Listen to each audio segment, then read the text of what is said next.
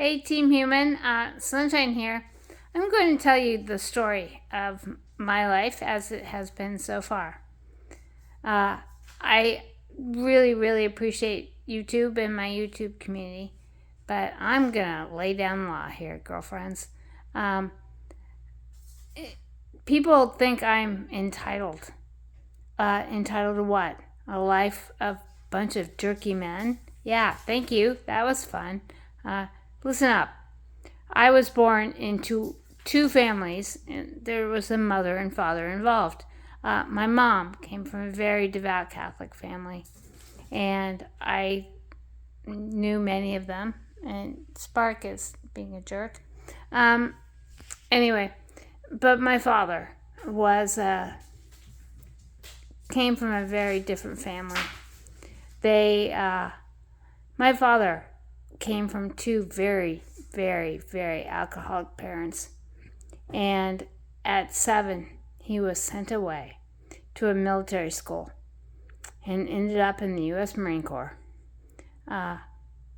Hey, it's way before I was even thought of course. But then he ran into my mother, who was beautiful and charming and had big boobs, which she would often say, if a man would just look at my face before he looked at my breasts. And I was like, oh, sorry, Mom. She was the most wonderful human, and we all loved her. And when she died, it put a big hole in my heart and in my life. But anyway, so on we go. My parents could not get along. So instead of constant fighting, which was really hard for the kids, you guys, and it was always the same goddamn argument. My father was intensely jealous, and my mother was very, gregarious. She loved people. She certainly loved her children, and but so what they did instead of like being reasonable about the whole thing is they moved. We moved 11 times before I was 14.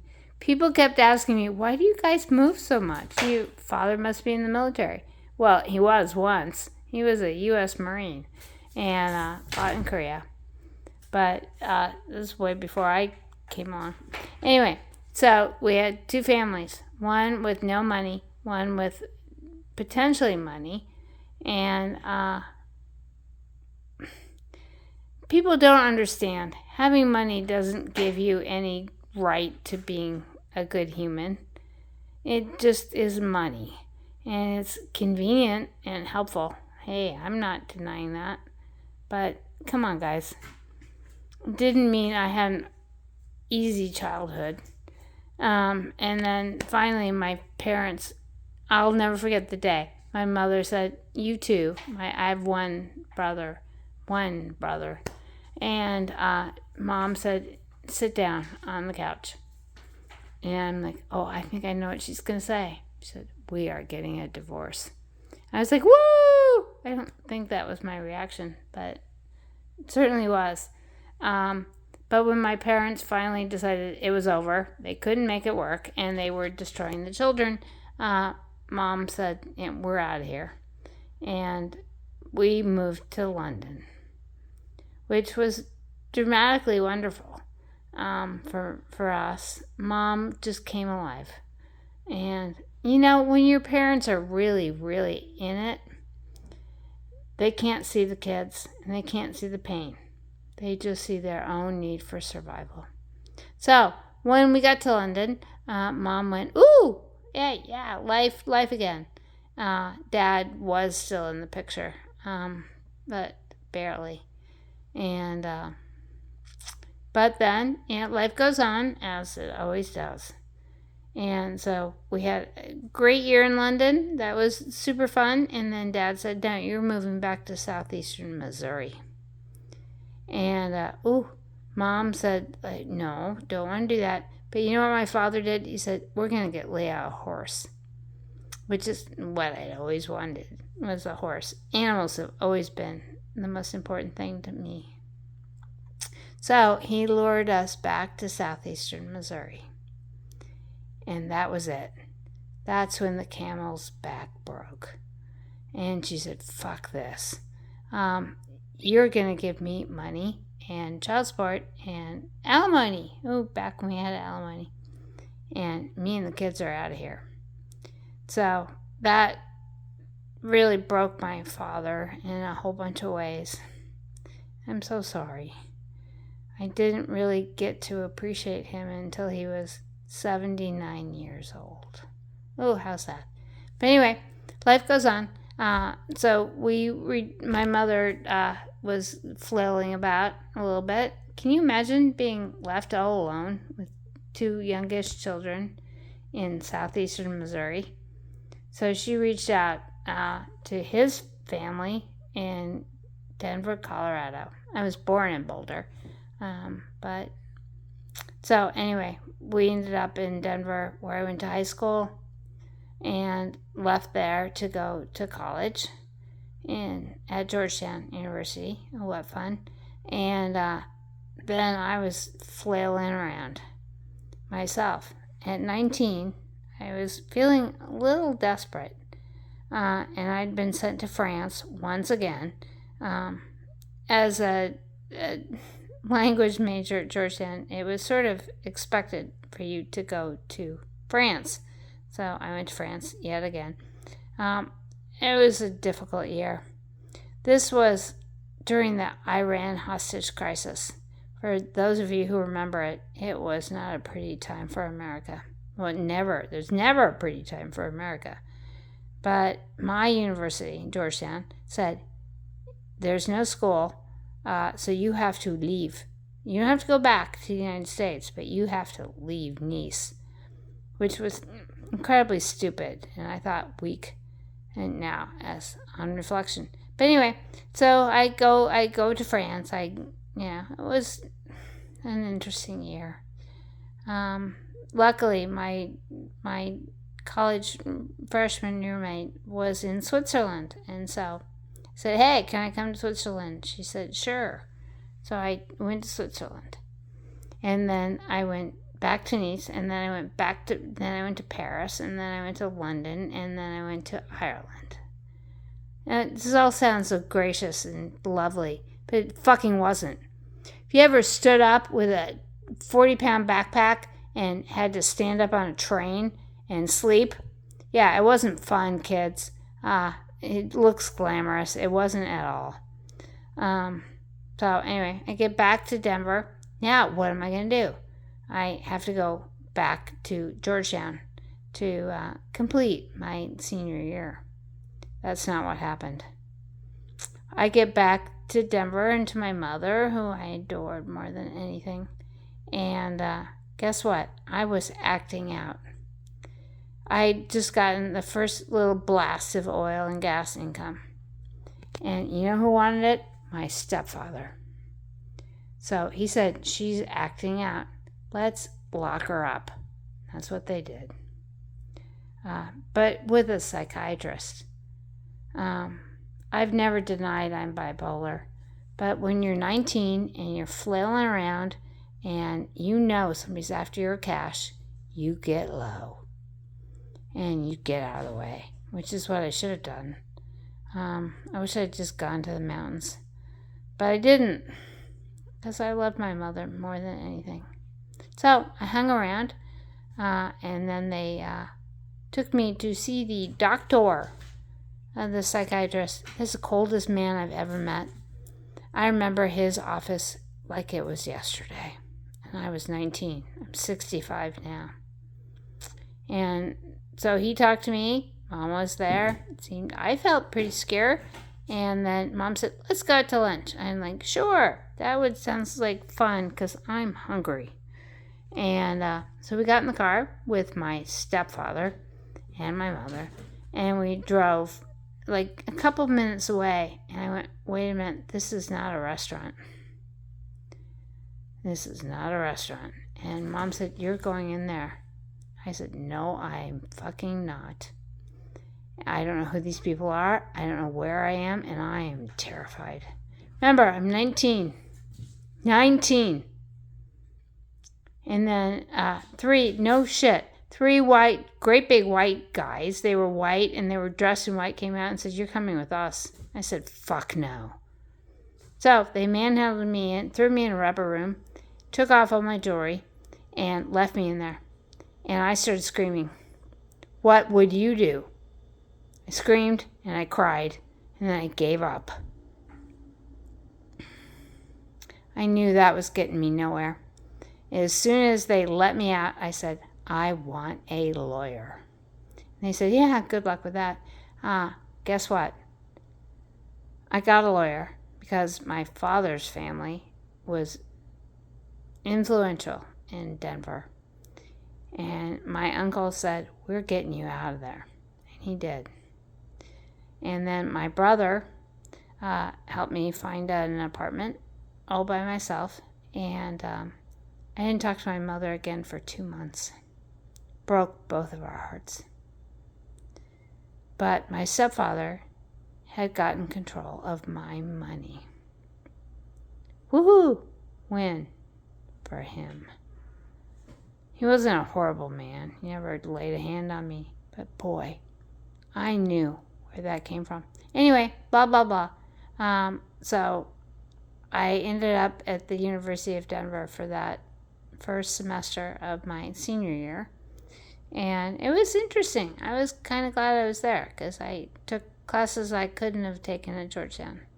But then I had to go back to Washington, D.C. to finish my senior year, which I did. And I'm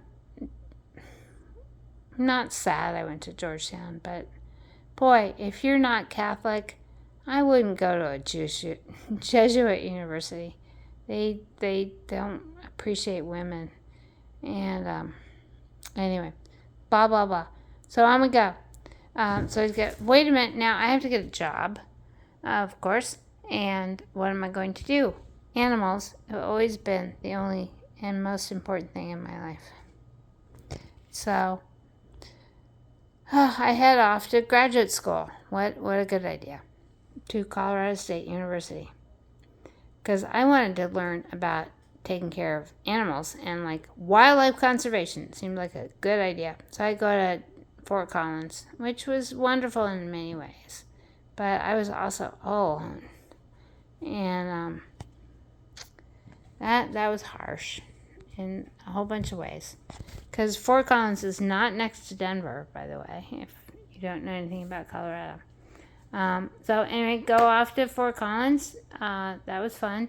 But you know what happened when I was in Fort Collins is I was told, first of all, I could never do anything but be in PR. But I had a professor who was deeply connected to Botswana. And he said, "Hey, you guys want to go to Botswana?" I'm like, "Fuck yes." And that was a magical, magical time. I'm so glad I got there. I had to fly from Fort Collins. I had to get from Fort Collins to Denver, to New York, to London, to Cairo, to Nairobi, to Johannesburg, and then we had a car, a Land Rover, and this most wonderful guide in the whole world, who took us on a magical journey for a couple weeks. I'd never been in a place without street signs. It was just a fabulous, fabulous experience. Of course, there were lots of animals involved. I'll never forget. We slept on the ground. I mean, why not? It was warm enough and blah, blah, blah. But I felt something in front of my face. And I'm like, oh, this is a little worrisome. And I felt her hot breath. It was a lioness. And we had some lions came in and said, "Hey, is there anything to eat here?" And which is what animals do. We're all just trying to survive. But wow, there's nothing like having an adrenaline shock and not being able to move, because if you do, you're afraid that lioness is going to bite your head off, which she would have been well within her rights. So, but I never slept on the ground again. They let me sleep on the top of the Land Rover after that. But you know how they chase the lions away? not with guns. We carried water. They carried water in these great big plastic doohickeys. And the guys got on top of the Land Rovers and just started throwing them at the lions. And, and chased them right off. And it didn't hurt them. I remember the next morning we all got up and sort of vaguely like, oh shit, we almost just died. We found those big yellow drums far away from where we were. So I hope the lions had fun with them.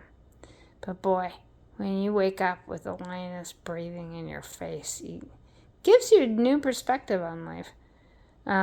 So it was magical. So little Leah goes to Africa. She gets back and says, oh no, now I have to be, a big grown-up human. And that's the problem with a college degree. It's like you're supposed to do stuff right at some point. So I did not know what to do next. So my brother, always an unhelpful idiot, but he did point me. He said, listen, you got to do something. So, but the first thing I did all on my own was the Denver Zoo had put out a call for volunteer docents. So I said, oh, okay, I would like to do that because I'm all about animals and I like education and I like helping others. So I signed up for that.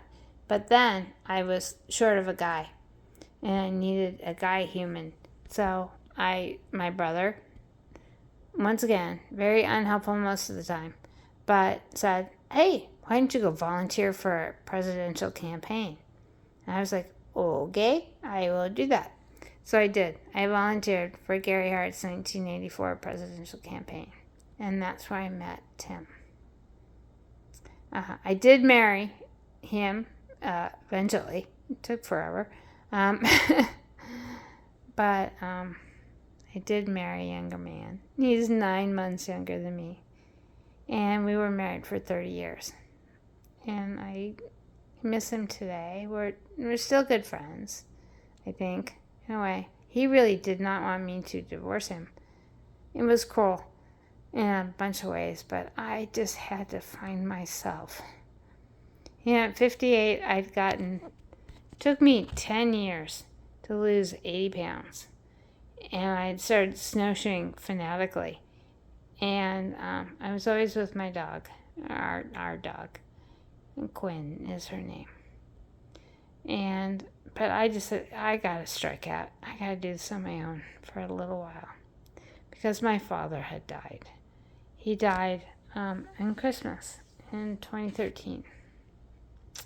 I have not been able to celebrate Christmas since. We used to do Christmas big time. But once Dad left us on Christmas, I just couldn't do Christmas anymore. So, anyway, I motored off. It was the hardest thing on earth to tell Tim, I have got to leave. He did not want to hear it, but he was gracious in his own way. And so I motored off. Ended up in Portland. Ooh, that was so magical. I adored Portland. It's not a hellhole, Trump. Fuck you. It's actually a very kind place. Yeah, people are a little weird, but that's what America's all about. So I was in Portland for 2 years, liked it a whole bunch, but it was a little nippy. And once COVID came, our entire world changed, didn't it? And I said, okay, Portland was good, let's move to San Diego. And so I did. Here I am today.